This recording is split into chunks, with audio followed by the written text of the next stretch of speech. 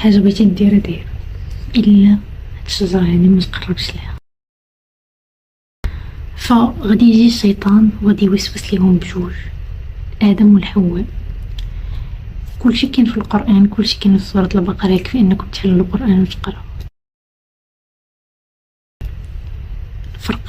الفرق اللي كاين هو ان في الثقافه المغربيه كنشوف بزاف كيبلابلي وكيقولوا بلي حواء وسوسات لادم وهي سبب واش انه خرج من الجنه.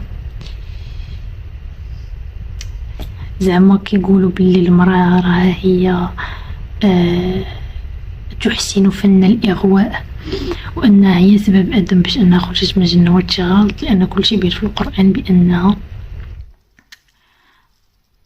الشيطان وسوس ليهم بجوج. وفاش كنت كنقلب في الديانه المسيحيه قريت بلي المسيحيين هما اللي كيقولوا بلي راه الشيطان وسوس لحواء وحواء هي اللي خرجات على ادم، وماشي المسلمين اللي كيقولوا هادشي. فيكفي انكم تحلوا القران وتقراو قبل ما تحاولوا تقولوا شي حاجه اللي غلطه.